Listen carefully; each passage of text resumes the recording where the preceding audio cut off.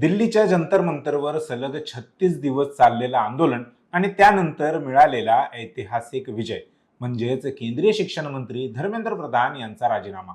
हा विजय मिळाल्यानंतर कॉकरोच जनता पार्टी म्हणजेच सीजेपीचे संस्थापक अभिजित दिपके आपल्या गृहगावी गृह जिल्ह्यात छत्रपती संभाजीनगरमध्ये दाखल झाले।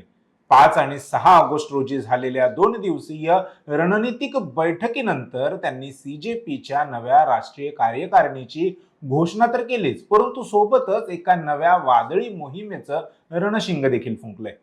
मोहिमेचं नाव आहे क्या बोलती पब्लिक। ही मोहीम नक्की काय आहे, ती कशी राबवली जाणार आणि सीजेपीला यातून काय साध्य करायचं आहे, या सर्व प्रश्नांची उत्तरं अगदी सविस्तरपणे सोप्या भाषेत पुढच्या काही मिनिटातच जाणून घेऊयात। नमस्कार, मी संकेत आणि आपण पाहत आहात मुंबई आउटलुक। सोप्या भाषेत सांगायचं झालं तर क्या बोलती पब्लिक हा केवळ एक सोशल मीडिया ट्रेंड नाही, तर सप्टेंबर 2026 पासून म्हणजे पुढच्या महिन्यापासून सुरू होणारं एक देशव्यापी जनसंपर्क अभियान आहे। दिल्लीच्या आंदोलनात सीजेपीने दाखवून दिलं की जेनझी आणि देशातील तरुण जर रस्त्यावर उतरले तर सत्ता गाजवणारेही झुकतात, परंतु जंतर मंतरचा लढा हा मुख्यत्वे नीट पेपर लीक आणि शिक्षण क्षेत्रातील भ्रष्टाचाराविरोधात होता। आता सीजेपीला या आंदोलनाला एका शहरापुरतं सीमित न ठेवता देशातील घराघरापर्यंत पोहोचवायचं आहे। या मोहिमेअंतर्गत अभिजित दिपके आणि त्यांची टीम थेट गाव, खेडी, लहान शहरं आणि मेट्रो शहरांमधील तरुणांची, पालकांची आणि सर्वसामान्य नागरिकांशी संवाद साधणार आहे। लोकांचे प्रश्न लोकांच्या भाषेत मांडणं हा या मोहिमेचा मूळ उद्देश आहे। पत्रकार परिषदेत अभिजित दिपके, राष्ट्रीय सहसंयोजक आशुतोष रांका आणि मुख्य प्रवक्ते सौरभ दास यांनी या मोहिमेचा आणि संघटनेच्या विस्ताराचा प्लॅन मांडला। यात प्रामुख्याने 3 गोष्टींचा समावेश आहे। त्यातली पहिली गोष्ट म्हणजे प्रत्यक्ष शहरात जाऊन तिथली माहिती घेणं। सप्टेंबर महिन्यापासून सीजेपीची कोर टीम वेगवेगळ्या राज्यांचा दौरा करेल। यात सभांऐवजी प्रत्यक्ष लोकांची गप्पा, कॉलेज कॅम्पेन आणि चौक सभांवर भर असेल। दुसरं म्हणजे त्रिस्तरीय संघटनात्मक रचना। पुढील 6 महिन्यात सीजेपी 3 स्तरांवर काम करेल: state coordination committees, Lok Sabha unit आणि सिटी अँड ग्रासरूट युनिट्स। तिसरी गोष्ट अशी की डिजिटल मेंबरशिप। सीजेपीने आपल्या अधिकृत वेबसाईटद्वारे देशभरात मोफत सदस्यत्व मोहीम सुरू केली आहे।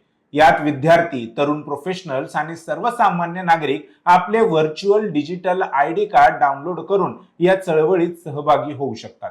सीजेपीने हे देखील स्पष्ट केलंय की ते सध्या कोणतीही क्राउड फंडिंग किंवा पैसा गोळा करण्याची मोहीम चालवत नाहीत। क्या बोलती पब्लिक या मोहिमेत सीजेपी मुख्यत्वे 3 मोठ्या मुद्द्यांवर सरकारला आणि राजकीय व्यवस्थेला धारेवर धरणार आहे। मुद्दा क्रमांक 1, बेरोजगारी, अनएम्प्लॉयमेंट। अभिजित दिपके म्हणाला की बेरोजगारी ही आज देशातील सर्वात मोठी समस्या आहे आणि तिला गल्लीपासून दिल्लीपर्यंत राष्ट्रीय स्तरावर केंद्रस्थानी आणणं हा या मोहिमेचा एक मुख्य उद्देश आहे।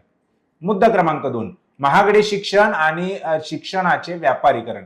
डॉक्टर बाबासाहेब आंबेडकरांचा दाखला देत दिपकेने सांगितलं की शिक्षण हा प्रत्येकाचा मूलभूत अधिकार आहे। आज पहिलीच्या वर्गासाठी 1 ते 2 लाख रुपये फी घेतली जाते। डोनेशनचा बाजार मांडलाय। शिक्षण हे नफा कमवण्याचं साधन बनलंय आणि सीजेपीचा प्रयत्न हा मध्यम वर्ग व गरीब पालकांवरचा हा आर्थिक भार कमी करण्याचा असेल। मुद्दा क्रमांक 3, लोकशाही संस्थांवरील ढासळता विश्वास।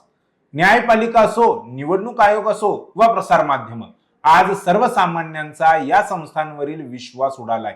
या संस्थांमध्ये पारदर्शकता आणण्यासाठी पब्लिक प्रेशर निर्माण करणं गरजेचं आहे। आता सर्वात महत्त्वाचा प्रश्न, सीजेपीला यातून काय मिळवायचं आहे? पुढे जाऊन सीजेपी खरंच राजकीय पक्ष बनणार का, निवडणूक लढवणार का? यावर अभिजित दिपके आणि सौरभ दास यांनी अत्यंत स्पष्ट उत्तर दिले। सीजेपी ही कोणतीही निवडणूक लढवणारी राजकीय पार्टी बनणार नाही। मग सीजेपीला काय साध्य करायचं आहे? तर सीजेपीला सत्ता मिळवायची नाहीये।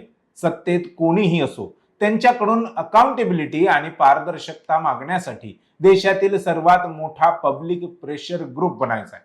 दुसरं असं की नॉन पॉलिटिकल सिटीजन प्लॅटफॉर्म, सामान्य माणसांचे प्रश्न थेट सरकारपर्यंत पोहोचवण्यासाठी एक भक्कम माध्यम तयार करणं आणि स्थानिक आंदोलनांना पाठिंबा देणं। रांची, झारखंड येथे आंदोलन करणाऱ्या विद्यार्थ्यांना भेटण्यासाठी सीजेपीचे प्रतिनिधी मंडळ जाणार आहे।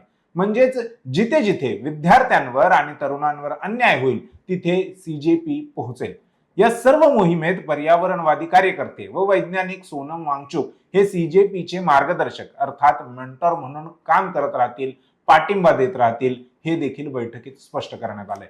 सर्वोच्च न्यायालयाच्या मुख्य न्यायाधीशांच्या एका वक्तव्यातून व्यंग म्हणून सुरू झालेली ही कॉक्रोच जनता पार्टी आज देशातील तरुणांचा एक मजबूत आवाज बनली आहे.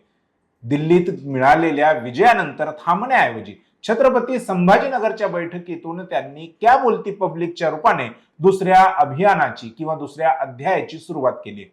महागाई आणि महागड्या शिक्षणाच्या काळात क्या बोलती पब्लिक ही मोहीम देशातील तरुणांना एकत्र आणण्यात यशस्वी ठरेल का? सीजेपीचा एक प्रेशर ग्रुप म्हणून काम करण्याचा निर्णय हा योग्य आहे का? हा येणारा काळच ठरवेल.